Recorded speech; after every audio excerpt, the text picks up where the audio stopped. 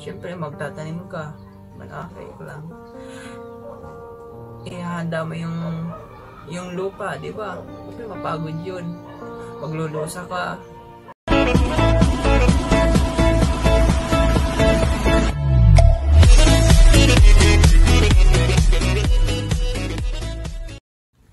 Hello guys! I am Raymar Pagao and this is Ray Life Vlogs and welcome back to my channel! At kung kayo bago pa lang guys, huwag nyo na kalimutan mag-subscribe and i-click nyo na rin po yung notification bell para updated po kayo sa mga videos ko. Ayan.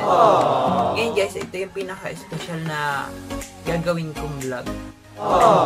At kung maaalala nyo guys, nung last January 26, pinost ko yung nakakahabag na kalagayan po ng kamag-anak ko, Tito Gabriel po, tsaka yung anak niya na si Ate Mali na sulong nag-aalaga sa kanya, di ba? Ganito kasi guys, nun. Hindi naman ako masyado naglalayas dito sa amin nun, kaya, isang beses ko po na dalaw ko po dun yung tiyuhin ko nga po si Tiyo Ambi na talaga pagkakita ko guys, talaga sobra po talaga akong naiyak kasi yung mukha niya dito parang yung buong mukha po niya, halos buong mukha na nga talaga niya na yung sugat kasi lumaki na po, nagsimula lang po yun sa maliit na taling ay nasugat ata yun, cancer na ata yun ay, tapos lumaki siya ng lumaki, ayun, tapos nahirapan na siyang maghinga, makakita. Yun nga, naiyak nga po ako ng pagkaano. Tapos, hindi ako nagdalawang isip, pinicturean ko po agad sila. Tapos, si Ambi tsaka si Ate Mali na nag-aasikaso dun sa kanyang, papa. Pagka-picture ko po nun, in-upload ko na rin po dun sa, nung January 26. Ay, kung makikita po, nilalagay ko po dito yung picture po. January 26, yun. Tanghali ako, mga hapon pala ako nagpunta ng tapos pagka ipinost ko na agad siya sa Facebook. Nananawagan po ako, naghingi ako ng tulong kasi ganun nga po yung kalagayan. Diba? Si Ate Marin kasi may karamdaman rin po kasi siya sa likod. Biruin mo po nun guys, sa loob ng maraming taon, silang dalawa lang yung magkasama. Kasi yung mga kapatid naman po natin Marin, may kanya-kanya na po kasi mga pamilya ay mahirap naman po ang buhay dito sa amin. Kaya, yun, sobrang naawa po ako dun sa mag-ama po. Buti na lang talaga po. Pagka-post ko po nun, January 27, na chinat ko yung kaibigan ko na alam kong, ganun po yung advocacy niya. Vlogger po siya. Kaya, dun po ako na-inspire. Vlogger po siya, tapos, piniyam ko po siya na ganyan. Nakita niya rin po yung post ko, kaya, ayun, hiningi niya yung detalye kung paano yung makakarating dito at agad-agad po, diba, pinuntahan na nung pagkabukas, January 27 yun ay, pinuntahan nila agad, isama si DJ Jerwell tsaka yung kapatid po niya, tapos yun si DJ M. Nagdala po ng marami pong pagkain, kaya sobrang saya po nung mag-ama. At na-picture din po yun ni DJM sa kanyang YouTube channel, ang Alindog Comics po. Ayan, nalagay ko rin po dito yung hanggang part 5 po ata. Yun, simula nung kasi tinulungan niya po yun ay siya po nagpagawa ng bahay. Nakakatawa lang po kasi, di ba, dami-dami pa rin pala ng tao na napakabuti po ng puso. Kasi, hindi lang naman si DJM ang nagtulong. Kumbaga may mga sponsor po na nag-atid po ng tulong. Kaya, saludo po ako sa inyo po. Sir, ma'am, thank you po sa mga mabutihin niyo pong puso dahil natulungan niyo po yung mag-ama. And, hindi lang po yun nagbisita dun sa mag-ama. Pagka bukas, January 29 po, binisita naman siya ni Ma'am Bell, municipal head po siya ng PDAO sa Binsons po. Kasama po si Sir Edwin Odian.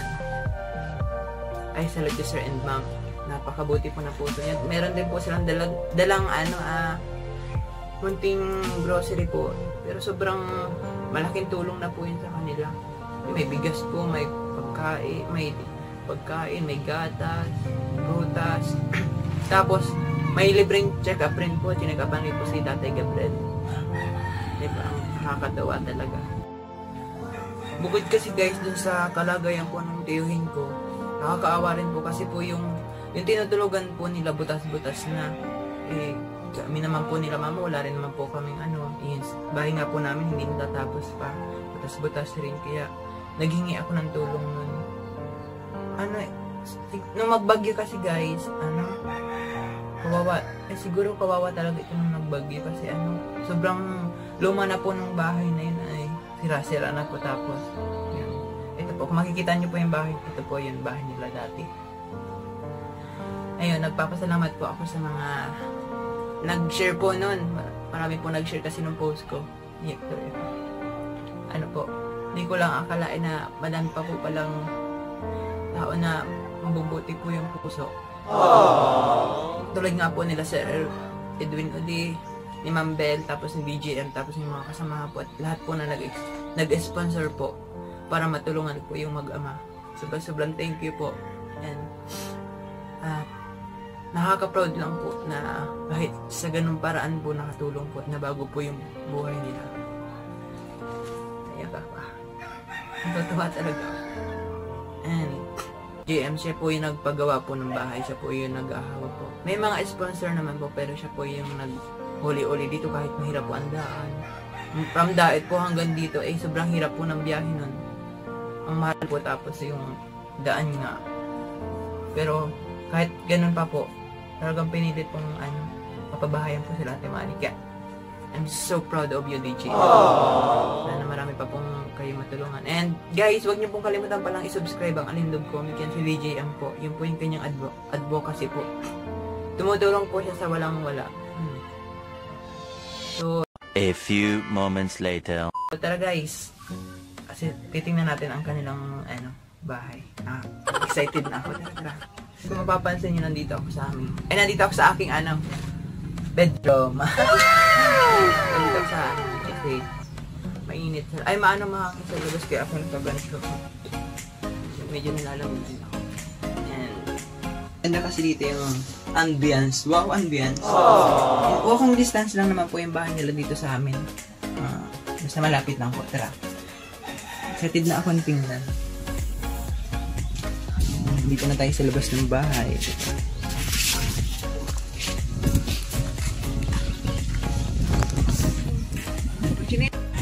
Tara, pupuntahan natin guys yung bahay nila.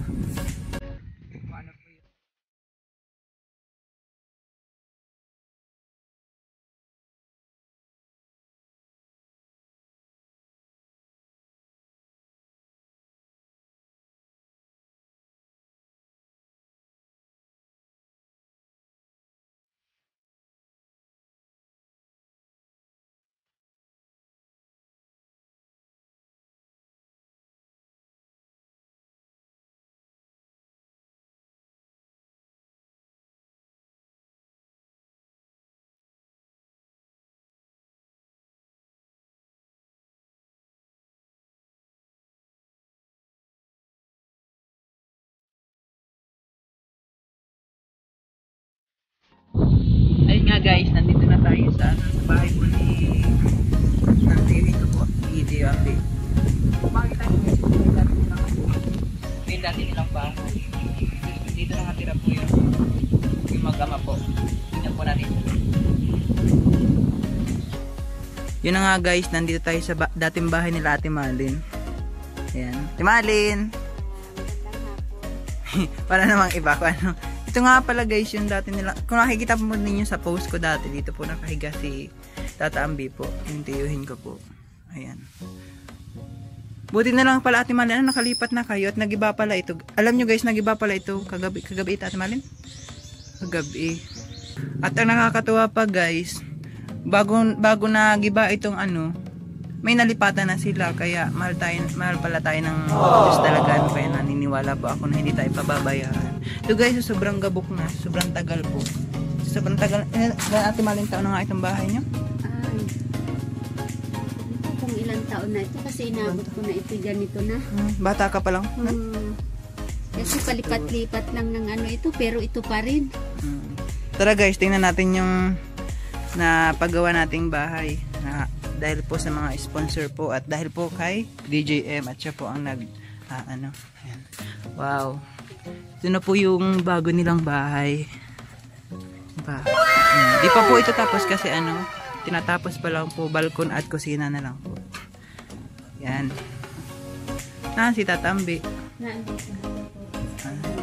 Wow. Ito na po yung bagong kwarto ni Tatay Ambi. Ni Tatay Gabriel. Tulog po siya ngayon. At alam po pong masaya po siya ngayon. Kasi ito na po, may bago na po siyang bahay.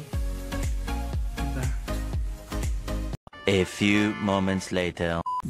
Yun guys, kasama ko ngayon sa Ate Mari sa kanyang mansion. Di ba nandito naman sa kanyang mansion.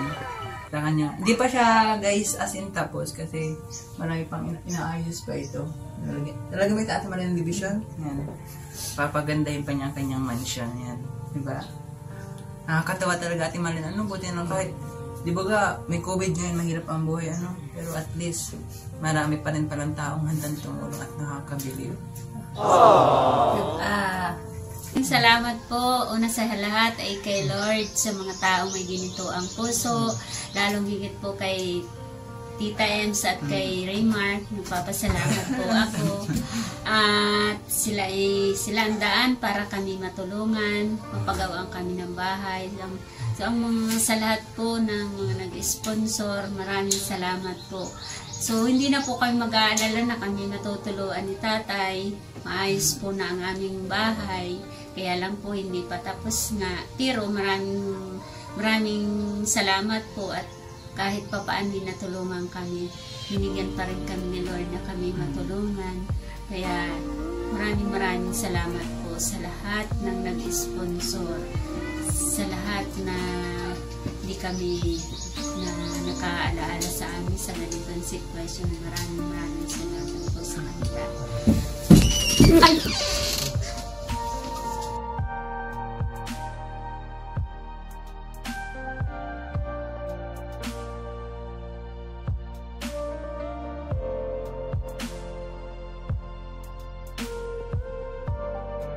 At syempre po pala, thank you rin po pala kay Ma'am Bell, yung municipal head po ng PDAO po ng Binsons. Saka po kay Sir Odil, kasi binisita po nila tayo ng libreng check-up po kay Tatay Gabriel.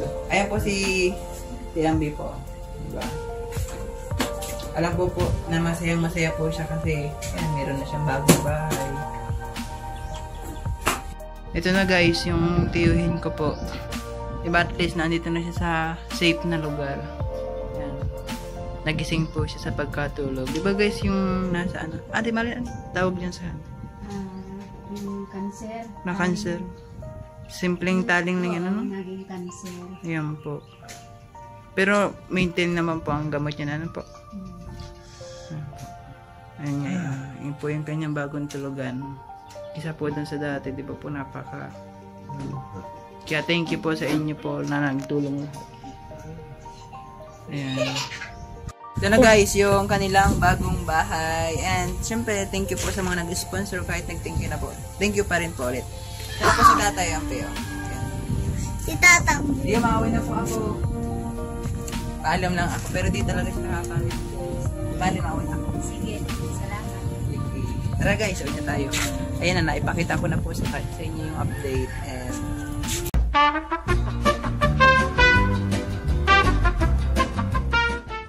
yun na nga guys, nakauwi na tayo dito sa aming bahay ulit ngayon. Diba? Nakita nyo na po guys kung gaano kadelikado po yung dati nilang bahay. Buti na lang talaga na i-post ko yun. At maraming nagtulong. Kala Ate Malin. Diba guys, nakita nyo naman, ang ganda na ng bahay ngayon nila Ate Malin. Mas ligtas na po sila doon mag-ama, tapos mas maganda na po yung yung ambience. Wow, ambience. Hindi pa naman siya guys tapos talaga kasi tinatapos pa lang siya pero balkon na lang po at yung kusina yun tinatapos, pinapatapos pa ni BJM. Yun guys, di ba nakaka-proud lang na marami pa rin talaga yung mabubuti ang puso. Kaya nakakayak lang kasi hindi ko akalain na maraming tutulong po sa amin nila Ate Malin. alam ko naman na sobrang pasasalamat sa akin ni Tito Ambi. Alam ko na darating din po kasi yung pagkakataon na mangangailangan din po kami and sigad na po ang bahala sa amin. Hindi naman po ako humihingi ng kapalit dahil dun sa pinost ko yun na ganun nga po yung nangyari, ganyan. Ang iniisip ko lang po palagi ay hindi lang naman lagi tayo ang nasa ibabaw at sila yung nasa ilalim. Life is a cycle. Wow. Ang buhay po'y parang gulong. Minsan nasa ilalim, minsan nasa ibabaw. Kaya, ang pinakamahalagang foundation po natin ay yung pagmamahal po at pagmamalasakit. Kasi, doon po tayo mas niingatan po ng God. Pag ganun po tayo. And, yun na nga guys. Sabihin ko na rin dito kung bakit nga ba ako frustrated na maging vlogger ganyan. Frustrated kasi wala naman ako itsura. Tingnan nyo naman guys. Ang pangit ko na pero syempre magsasawa yung manonood sa akin ngayon pero gusto ko mag-vlog ganun. Hindi guys, gusto ko talaga mag-vlog kasi na-inspire po ako kala DJM. Kay Kalingap Prab po, ito po yung ang YouTube channel kay Kalingap Prab tapos kay papa niya po, kay Kuya Bal Santos Matubang po. Yan, yung mga ka-blackmate po yan. Po yung DJM sa Color Radio. Lagi po kayo makinig pala. 100.5. Sa station po niya ay sa Daet. Yun nga guys, gusto ko maging vlogger. Hindi naman as in vlogger, parang gusto ko mag-vlog. Gusto ko pong gawing way itong pag-vlog para po yung katulad nga po yung ginawa ko kay Ate Maling, gusto ko pong makatulong po sa mga kapwa nating mahihirap na walang-wala po. Kumbaga, po, di nakakatuwa kasi na marami palang handang tumulong sa panahon ngayon kahit mahirap kasi pandemic baga po, mahirap ang buhay pero nandiyan pa rin sila. Gusto ko pong maging way po yung pagbablog ko na yun nga po, na makatulong po sa katulad naming mga mahihirap. At mahirap po kasi dito ang buhay sa amin ay mahirap. Pag hindi ka magsisipag, talagang wala kang kakainin. Parang isang kahig, isang tuka. Nung katulad nga po ng mga binablog ko, gano'n. Yung pagtatanim, yung pag-aani ng palay. Pero alam nyo guys, nakakalungkot talaga. Dito lang, huling anihan po ng palay, sobrang baba po ng mga naay ng lahat ng tao dito sa palay. Kasi nagkaroon po ng sakit, yung aphids ba yun? Yun, sakit ng palay yun. Imbis na yung aanihin namin, dapat ay mga 20 plus na sako. Naani lang namin 4, ganyan. Diba? Biruin mo guys. Siyempre magtatanim ka. Malakay ko lang. Ihahanda mo yung lupa, di ba? Siyempre mapagod yun. Maglulusa ka. Tapos, yun, magtatanim ka. Siyempre, pag nabuhay na yun, nag-aalagaan mo yun. Papatabain mo, araw-araw mong bibisitahin. Kasi minsan kinukuhol, ganyan. Nakakayak lang sa side namin mga farmers. Diba? Tapos, ang barato lang ng palay. Diba? Nakakalungkot lang. Yung ganun yung Kaya, akala nila pag may sarili kang lupain, mayaman ka. Tapos pag malaki ang palayan mo, pag malaki ang dana mo, maraming pera. Hindi guys, hindi ganun kadali ang buhay dito. Oo nga, may sarili kang lupa, pero hindi mo naman hawak yung yung pagkakataon kung maganda ba yung aanihin mo or marami, ganyan. Katulad po nung nangyari sa amin ngayon dito. Sobrang baba po ng presyo ng palay, tapos wala kaming naani. Lahat po ng may palayan dito, ganun ang nangyari. Ayun nga. Tapos ang laki na ng ng topic ko. Sa bakit gusto ko mag-vlog. Ganun din. Yun na rin guys, isa na rin yun. Pero pinaka-focus ko po yun. Makatulong po. Yung gawin ko po ang way ito, pag-vlog na to. Kaya nakikisap ako sa inyo guys. Sana supportahan niyo po ako na i-pursue ko po talaga itong pag-vlog na ito. Kasi gusto ko po yung mga ginagawa po nila DJM, Kalingap Prab, tapos si Kuya Bal. Nagsisimula pa lang naman po ako. Tapos gusto ko pong sa lugar po namin dito kasi ang dami pong hirap na hirap sa buhay. Gusto ko pong makatulong rin po kahit pa paano po. Yun po yung papangako ko. Siyempre, pangalawa rin po kung bakit gusto ko mag-vlog. Para na rin po, kala mama. Kahit pa paano po, alam ko na mahirap po ang mundo ng vlogging, pero kinakaya ko naman po. Gusto ko makatulong kala mama, at saka guys, ang last na rason kung bakit gusto ko mag-vlog ay gusto kong magkaroon ng sense yung buhay ko dito sa mundo. Wow. Gusto kong magkaroon ng saysay. Kumbaga, parang may masayang alaala na maiwan ako dito na ganyan. Na may mga natulungan akong dahil dito sa ginagawa natin na pag-vlog, ganyan. Gusto ko po ngayon maging... Kasi, ang sarap ko lang sa pakiramdam kapag nakakatulong ka, guys. Promise. Yung hindi ka naghihingi ng kapalit, ganyan.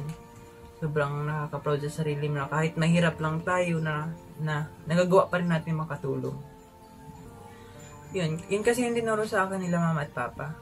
Na kahit mahirap tayo, huwag tayo mag-alinlangan at tumulong sa mga nangailangan. Kasi nakakatuwa lang isipin, di ba? Dahil rin syempre yung oras na hindi lang naman tayo ang laging meron ng ganyan, nakakayanan ng ganito.